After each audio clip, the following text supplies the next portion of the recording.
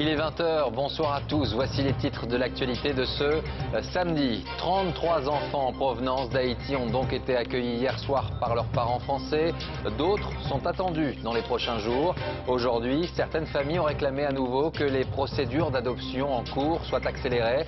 Une procédure mise en place notamment aux États-Unis, vous le verrez.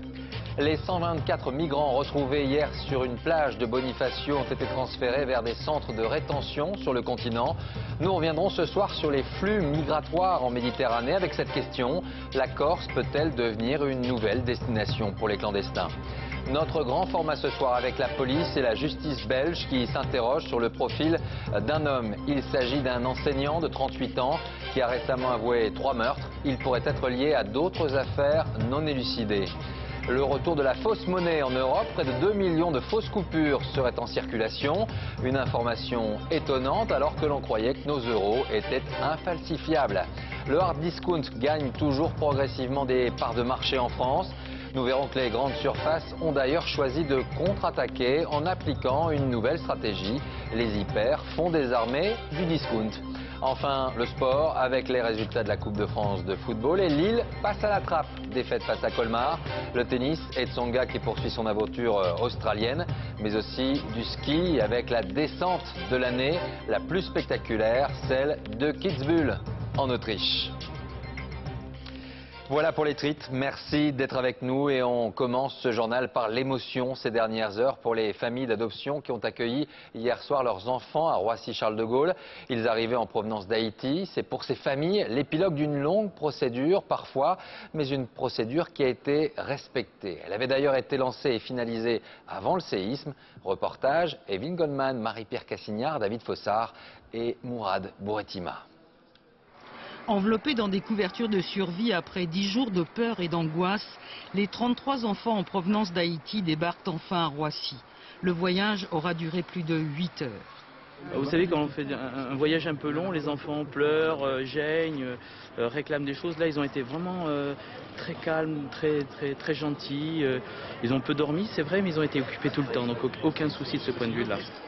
Premier regard, premier câlin, petits mots doux, petites caresses. Après une longue attente, chacun fait connaissance. Tandis que les parents s'occupent des formalités, des psychologues de la Croix-Rouge font patienter les petits qui commencent déjà à jouer. La première dame de France est avec eux pour leur souhaiter la bienvenue avec des gestes simples, donner à boire ou à manger car l'attente est longue. Ces familles venues de toute la France sont arrivées vers 18 h à Roissy. Bonheur d'être enfin rassemblés, mais déjà se posent les premières questions. Se retrouver autour de notre petite jeune Gabi.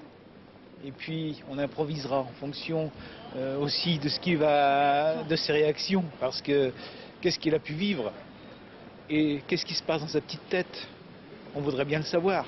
Et donc il va falloir l'entourer tous. Quelques heures plus tard, épuisés, leurs petits dans les bras, ces parents peuvent enfin rentrer chez eux avec l'unique désir, se retrouver en famille. Une semaine un peu difficile après tous les événements là-bas, mais aujourd'hui on est soulagés. Nous sommes très heureux. C'est le bonheur, c'est le soulagement. C'est le bonheur, mais maintenant il faut évacuer tous les autres qui sont en cours de procédure. Une nouvelle vie commence pour ces enfants, mais à Haïti, d'autres attendent encore de rencontrer leur famille française. Alors je vous le disais, ces premiers enfants qui sont arrivés à Paris avaient fait l'objet d'une procédure qui était arrivée à son terme. Aujourd'hui, une nouvelle fois, plusieurs centaines de parents adoptants ont souhaité manifester devant le Quai d'Orsay à Paris. Ils réclament que leur dossier, qui est en cours, fasse l'objet d'une procédure simplifiée. Sophie Mézel et Nora Fadlaoui. Alors qu'une trentaine d'enfants sont arrivés hier soir d'Haïti, des centaines d'autres attendent encore de rejoindre la France. Il y aurait à ce jour plus de 900 dossiers en cours. C'est pour demander à ce que les procédures soient accélérées que leurs familles adoptives sont venues cet après-midi manifester devant le ministère des Affaires étrangères. J'ai de la chance, ma fille est arrivée en août, elle est avec moi, elle est en sécurité. Et je soutiens tous les parents qui tremblent pour leurs enfants qui sont là-bas. Car les procédures sont longues et fastidieuses, même si tout commence par ce qu'on appelle l'apparentement, l'attribution dans les crèches d'un enfant à la famille souhaitant adopter. Dès lors, le dossier de demande d'adoption va suivre une multitude de procédures judiciaires et administratives. Il va être transmis au tribunal pour homologation. L'enfant est alors officiellement adopté par des parents français, mais demeure haïtien. S'ensuit un circuit de légalisation des actes devant différentes instances officielles. Il faudra ensuite demander un passeport haïtien pour l'enfant et enfin un visa pour la France. Dans cette association qui a permis l'an dernier l'adoption de 35 enfants haïtiens, on sait que l'ensemble de la procédure peut durer jusqu'à 3 ans. Les parents connaissent le nom et leur enfant, si vous voulez. Et depuis peu, en plus, ils doivent souvent se déplacer en Haïti et donc vont connaître leur enfant parce qu'ils vont l'avoir vu. Hein. Et ça, c'est extrêmement difficile quand on peut penser qu'il reste au mieux 1 an de procédure, au pire 3 ans de procédure, hein, et même peut-être plus pour certains. L'an dernier, plus de 600 enfants haïtiens ont été adoptés en France, ce qui fait d'Haïti le premier pays pour l'adoption.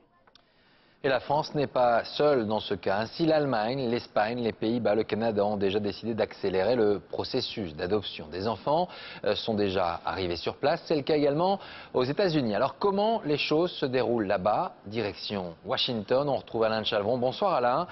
L'adoption est bien sûr une question sensible, d'autant plus que dans un contexte de chaos comme c'est le cas en Haïti. Aux États-Unis, apparemment, la procédure a été largement simplifiée, c'est cela ? Oui, si vous voulez, le problème de ces adoptions d'enfants haïtiens suscite la même émotion, la même couverture médiatique. Simplement, la différence avec la France, c'est qu'ici s'est constitué un vrai lobby en quelques jours avec une trentaine de parlementaires qui se sont impliqués. Et du coup, l'administration a assoupli sa position. Alors, pas de problème naturellement pour tous ceux dont les dossiers étaient bouclés et auxquels il ne manquait plus qu'un visa.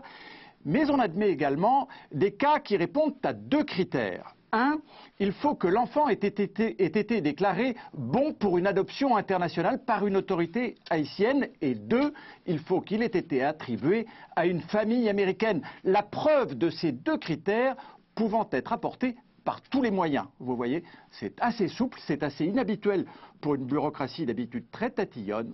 Mais que voulez-vous, nécessité fait loi. Merci Alain. Le point maintenant sur la situation en Haïti. 11 jours après la catastrophe, les autorités du pays ont annoncé qu'elles allaient mettre un terme aux recherches. Pourtant, les miracles, vous le voyez, entre guillemets, ont encore lieu puisque 2 personnes, un homme de 22 ans et une femme de 84 ans, ont été retirées des décombres ces dernières heures.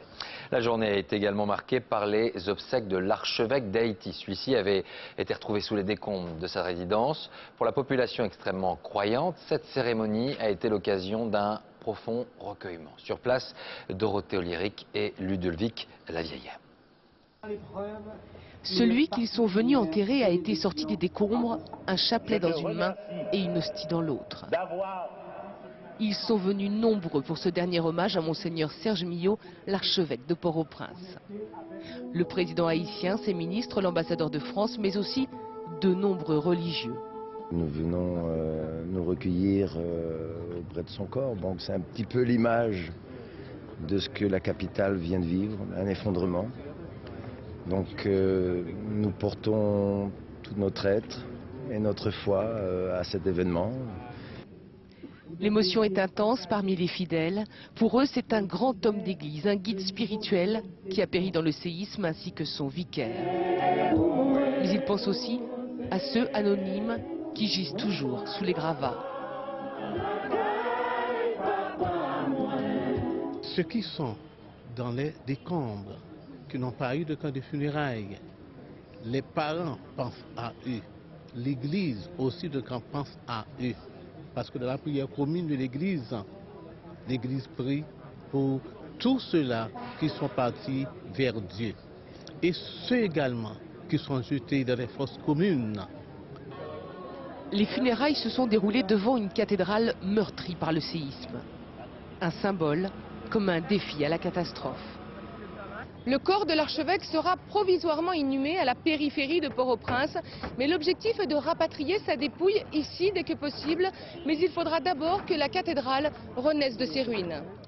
Et preuve maintenant que la situation suscite toujours une importante mobilisation aux États-Unis. Hier, une grande soirée était organisée à l'initiative de l'acteur George Clooney. Plusieurs chaînes ont relayé l'événement et vous allez voir que les stars se sont succédés pour appeler aux dons. Sur place, Alain Chalvon. 130 vedettes au chevet d'Haïti, réunies pour un téléthon gigantesque diffusé sur des dizaines de chaînes américaines Honneur à l'enfant du pays, Wyclef Jean.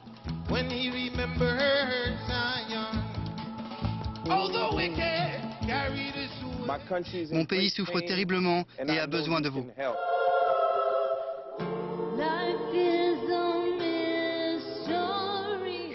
Madonna, Stevie Wonder, Bono, des dizaines d'autres se sont succédés sur scène, réunis tous par George Clooney, grand maître d'œuvre. Ils ont besoin de savoir qu'ils ne sont pas seuls et qu'on s'occupe d'eux. Les donateurs pouvaient avoir la bonne surprise de tomber au téléphone sur une des grandes vedettes d'Hollywood, Leonardo DiCaprio, Mel Gibson ou Julia Roberts. Seul politique invité, Bill Clinton, envoyé spécial de l'ONU pour Haïti, venu dire une nouvelle fois son amour pour le pays martyr. Je suis allé en lune de miel à Haïti il y a environ 35 ans. J'ai été totalement fasciné par ce pays, par la richesse de son histoire, sa culture, par la beauté et la luxuriance du paysage et par l'incroyable résistance de son peuple. Pour donner l'exemple, Brad Pitt a annoncé un don d'1 million de dollars, suivi par ses amis Leonardo DiCaprio ou George Clooney lui-même. Aux États-Unis, on ne plaisante pas avec la charité. On revient en France. Hier, une centaine d'immigrés clandestins avaient été découverts, vous le savez, sur une plage en Corse près de Bonifacio. Les 124 hommes, femmes et enfants, majoritairement d'origine kurde, selon leurs premiers témoignages, ont été progressivement transférés vers des centres de rétention sur le continent, notamment à Lyon, Marseille ou encore près de Toulouse. Pierre Monégier et Christophe Quinck. Ils ont passé la nuit sous escorte policière dans ce gymnase. 124 migrants, parmi lesquels 5 femmes enceintes et 38 enfants. Découverts hier sur une plage de Bonifacio, ils ont été emmenés au petit matin à la base aérienne de Solenzara. Des avions les attendaient, destination les centres de rétention du continent. Face aux journalistes, ils protestent comme ils peuvent. Pour les militants de la Ligue des droits de l'homme, il s'agit d'une décision illégale. On est bien dans une situation expéditive où on nous confond effectivement procédure droit d'asile, procédure de reconduite aux frontières, mais même dans le cadre de la procédure de reconduite aux frontières, on ne respecte même pas les droits de ces personnes. Le préfet de Corse répond par des arguments d'ordre sanitaire. À partir du moment où nous constatons qu'il y a dans un gymnase des personnes qui sont fragiles avec des enfants, nous considérons qu'il n'est pas possible de les laisser rester dans ce gymnase dans des conditions de sécurité et de salubrité qui ne sont pas convenables. Ils se disent kurdes originaires de Syrie. Leur voyage s'est achevé cet après-midi. Les migrants ont été placés dans différents centres de rétention à Lyon, Toulouse, Nîmes et Marseille. Ils disposent maintenant de 48 heures pour contester leur avis de reconduite à la frontière. Nous, on va les recevoir pour faire le point individuel sur leur situation, voir ce qui leur est arrivé depuis leur arrivée au niveau de la procédure, leur permettre d'exercer leurs droits et de déposer leur demande d'asile. La police tente, elle, de reconstituer leur parcours. Ils auraient transité par la Tunisie et dépensé entre 2 500 et 10 000 euros pour ce voyage. On ignore donc encore comment précisément ces clandestins se sont retrouvés en Corse. Leur embarcation et les passeurs n'ont toujours pas été identifiés. Il faut savoir que la découverte de migrants sur l'île est une première. Alors doit-on y voir une nouvelle route pour les flux migratoires en Méditerranée? L'Italie, la Grèce et Malte étaient généralement plus concernés par ces arrivées de clandestins. Regardez. Chaque mois, ils débarquent par centaines sur les côtes européennes. Somaliens, Érythréens, Kurdes, ils tentent de traverser la Méditerranée sur des embarcations de fortune. Première terre européenne à leur portée, l'île italienne de Lampedusa. Son centre de rétention a longtemps été débordé par cet afflux d'immigrés, mais il y a quelques mois, Rome a durci sa législation pour fermer cette porte d'accès à l'Europe. L'Italie repousse en haute mer un certain nombre de boat people et renvoie systématiquement, notamment vers la Libye. Donc il est possible que d'autres routes soient recherchées. D'autres routes. Jusqu'à présent, la majorité des clandestins quittaient les côtes libyennes, destination la Grèce, Malte ou Lampedusa. Aujourd'hui, les passeurs semblent avoir trouvé d'autres ports de départ au Maghreb et d'autres destinations comme la Corse ou la Sardaigne. Les flux migratoires ne sont pas stoppés, ils se sont juste déplacés. Fermer ne marche pas réellement, il suffit de bloquer un point de passage, on bloque les Canaries, les gens vont arriver en Andalousie, c'est ce qui est en train de se passer. On bloque le passage par les îles siciliennes et les gens finissent sur les plages de Corse. Année après année, 70 000 clandestins continuent de s'échouer sur les côtes européennes. En 2008, 645 sont morts en traversant la Méditerranée. Dans l'actualité à l'étranger, en bref, la justice américaine a répondu à la demande des avocats de Roman Polanski. Le tribunal de Los Angeles a rejeté la requête de jugement par contumace du réalisateur. Celui-ci devra donc normalement se rendre aux États-Unis. Ses avocats ont cependant annoncé qu'ils souhaitaient faire appel de cette décision. Notre grand format maintenant est direction la Belgique. Là-bas, la police et la justice s'interrogent sur le cas de Ronald Janssen.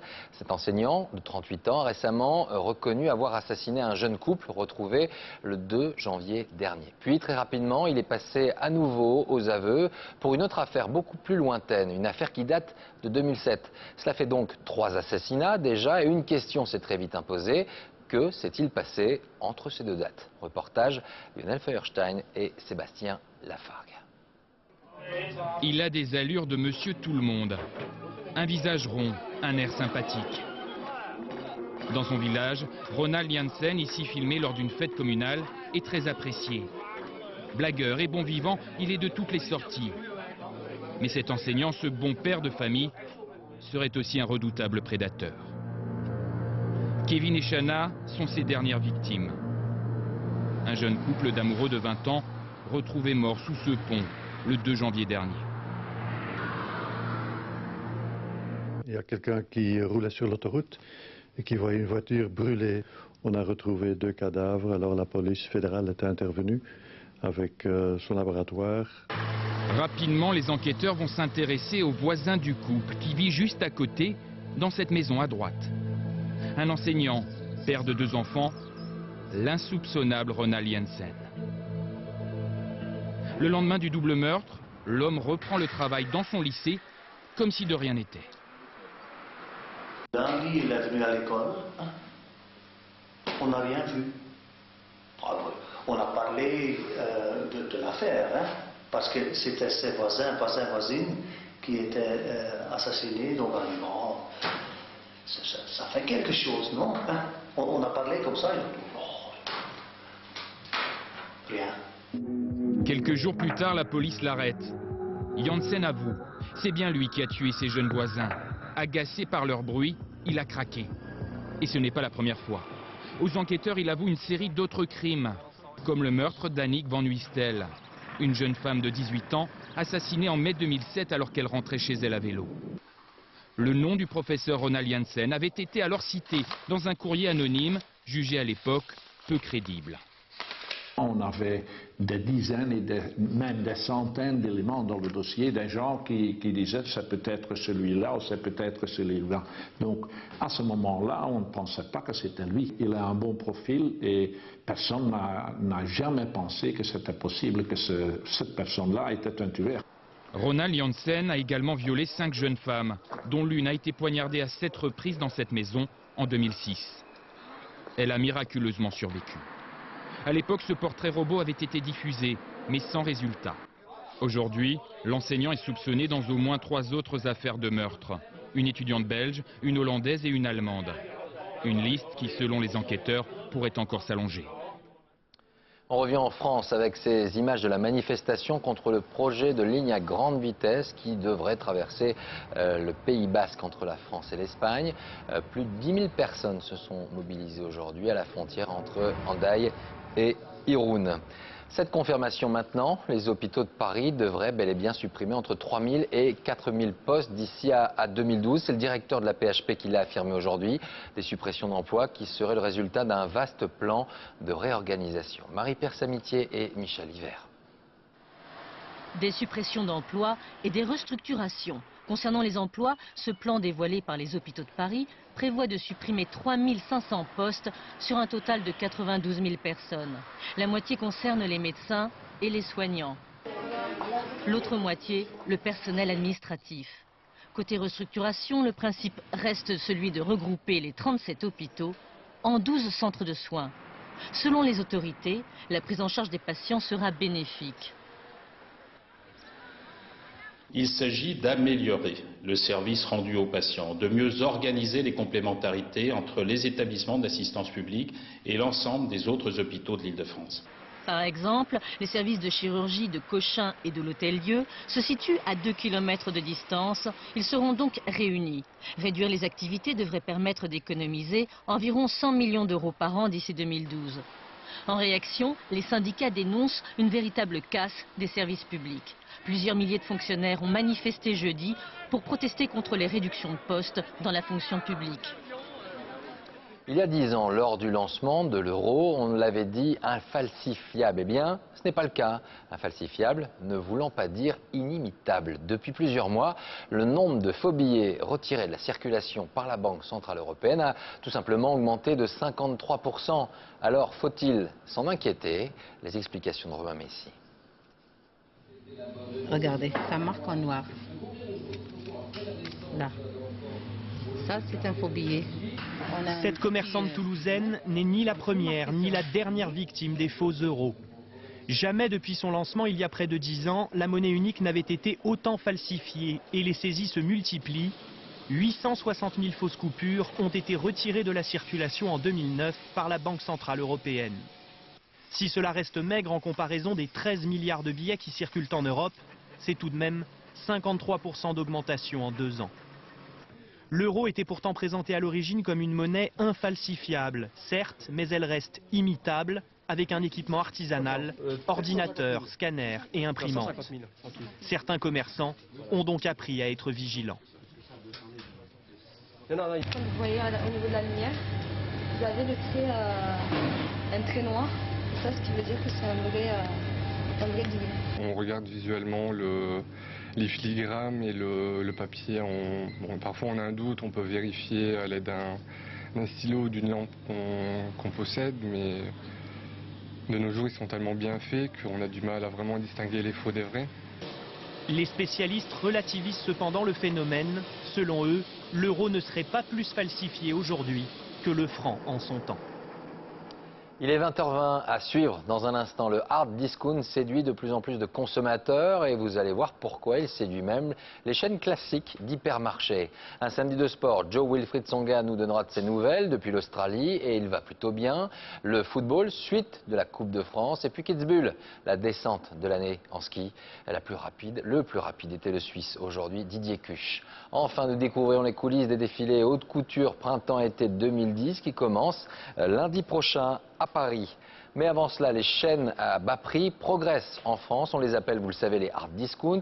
Et jusqu'à il y a encore quelques temps, la frontière avec la grande distribution classique était bien définie. Seulement, les hypermarchés souhaitent réagir face à cette concurrence avec une nouvelle stratégie de marketing. C'est la question qu'on saute ce samedi. Caroline Thébault et Zidane Berkous. Un rayon entier à moins d'1 euro, sans grande marque. Des étiquettes orange vif et une mise en place parfois plus négligée. C'est bien du hard discount, mais dans un hypermarché. Le concept, vendre tout sous un même toit.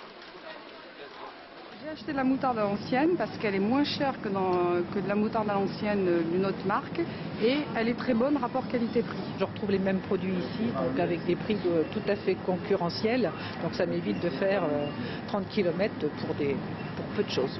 Empêcher les clients d'aller voir ailleurs avec du low cost et même de la vente en vrac.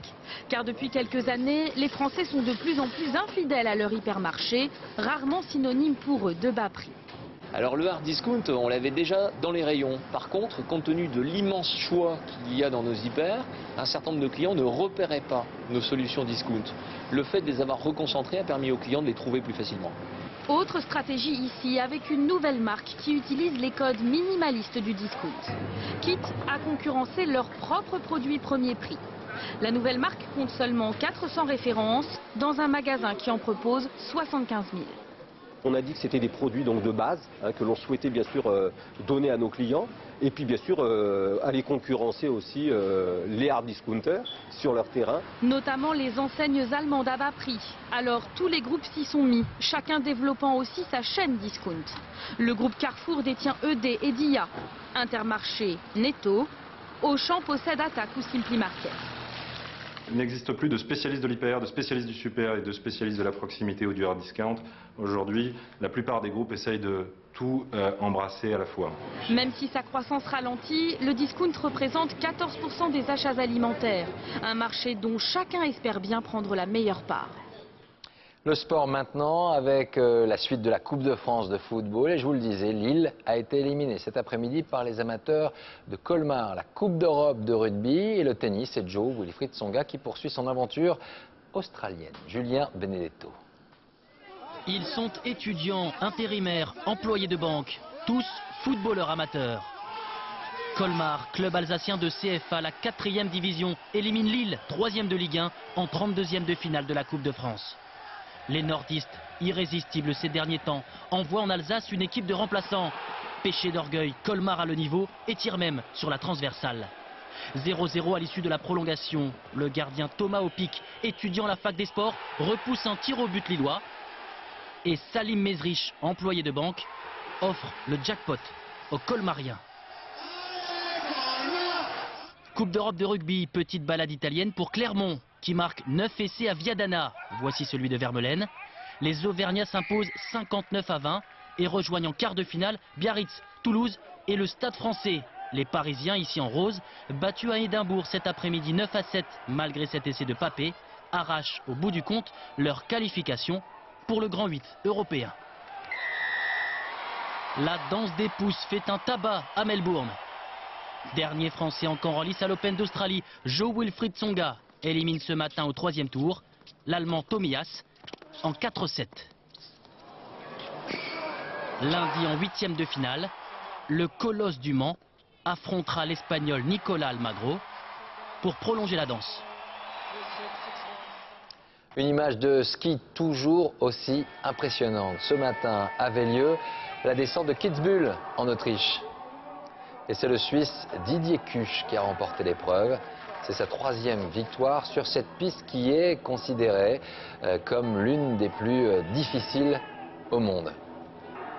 Et on comprend pourquoi quand on regarde les images. Voilà Didier Kusch, le Suisse qui remporte la descente de Kitzbühel aujourd'hui. Et nous ne sommes plus qu'à 21 jours maintenant des Jeux Olympiques d'hiver de Vancouver. Et cette année, au programme, on découvrira une nouvelle discipline, le ski cross. Et c'est plutôt une bonne nouvelle car l'équipe de France pourrait emporter de belles médailles. Reportage à Rontanzip et Christophe Quinck. Frisson garanti. Aux Jeux de Vancouver, le ski cross, nouvelle discipline olympique, va faire un malheur. C'est basé sur le show, il faut qu'il y ait des crashs, il y a de la vitesse, c'est un sport de combat. Des parcours mouvementés, des rebondissements permanents. 4 au départ, le premier à l'arrivée a gagné. Les règles sont d'une simplicité absolue et l'état d'esprit des coureurs d'une fraîcheur bienvenue. Le ski cross en 3 mots, jeu, engagement, instinct. Et la France a de sérieuses chances de médaille avec Ophélie David, ski cross, Alpe d'Huez, France. Tena Gavaggio, skieur des Arcs, équipe de France de ski cross. Et tu peux me laisser parler, mais c'est pénible ça. Bon bah je me casse.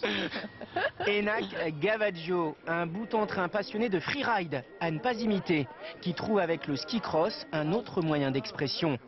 Ophélie David, une mère de famille terreur de ce sport nouvellement olympique. À la maison, la Française accumule les globes de cristal qui sont autant de titres mondiaux. Et c'est en famille avec sa fille Lilou, 10 ans, qu'elle se rendra au JO. Je vise haut et grand et je rêve en XXL et je veux ramener une médaille d'or. Et au Canada, les Français ont une revanche à prendre. Il y a un an, en compétition pré-olympique sur la piste de Vancouver, Gavaggio s'envole dans les arbres. Ophélie David, elle, chute lourdement, pas de bobo, mais un mauvais souvenir à effacer. Et plie-moi ces jambes de bois là quand t'arrives au saut et elle amortit comme un Playmobil, comme ça. Du coup ça n'a pas manqué et là mes mères elle s'est mis une bonne ratiche, peut-être la première, c'était plutôt rigolo. Du coup je crois que tous les deux on a un petit truc spécial là-bas, un petit règlement de compte. Savoir si je remonte. Nouvelle tête d'affiche, nouvelle discipline. Dans moins d'un mois à Vancouver, grâce au ski cross, la France a toutes les chances de briller, à eux de jouer. Les JO à suivre sur France Télévisions. Partons maintenant dans les coulisses des défilés de mode. Les collections haute couture printemps-été 2010 commencent lundi à Paris. L'occasion ce soir de rencontrer Stéphane Roland qui est le dernier à avoir reçu le titre rare de couturier. Estelle Collin, Olivier Robert. Petite main, première d'atelier et bien sûr Stéphane Roland, couturier. Une image devenue très rare. Ils étaient 40 il y a 20 ans, seulement 10. Aujourd'hui. Sa première robe, il la crée à l'âge de 4 ans.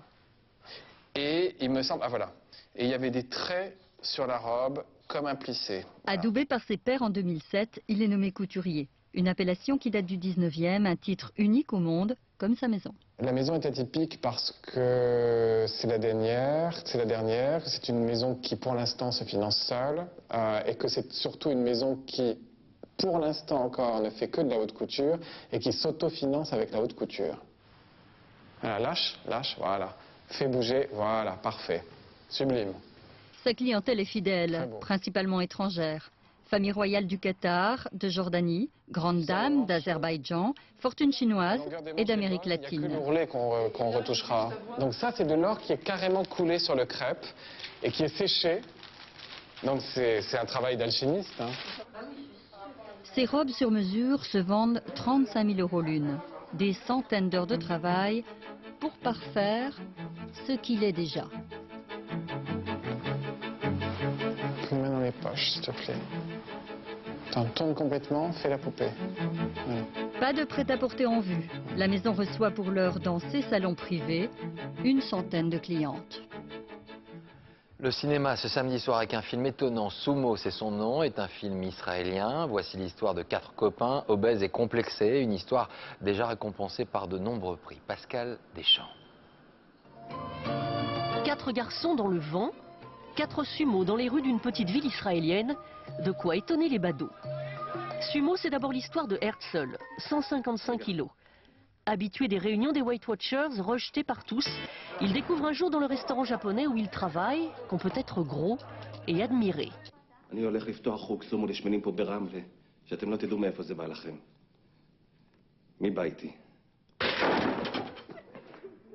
Une façon originale de fustiger la dictature de la minceur.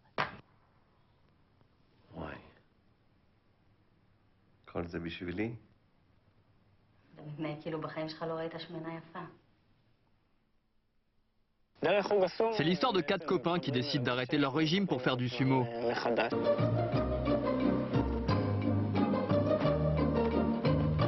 Le sumo va les aider à redécouvrir leur corps et à l'accepter.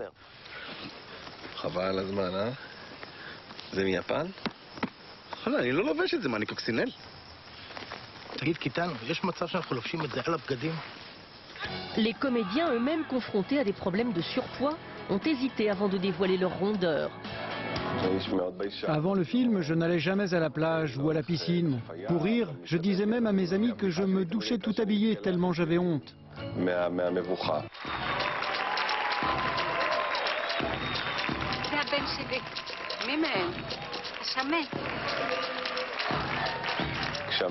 Aujourd'hui, je me montre en maillot de bain. Et les producteurs du film m'ont dit que c'est moi qui aurais dû les payer pour la thérapie.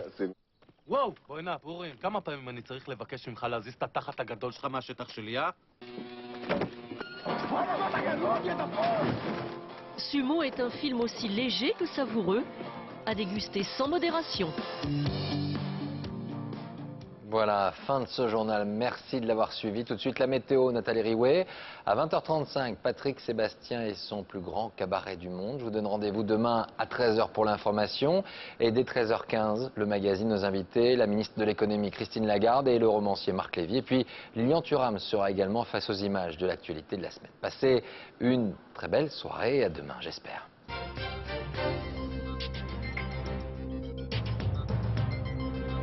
L'info en continu, c'est aussi sur France2.fr.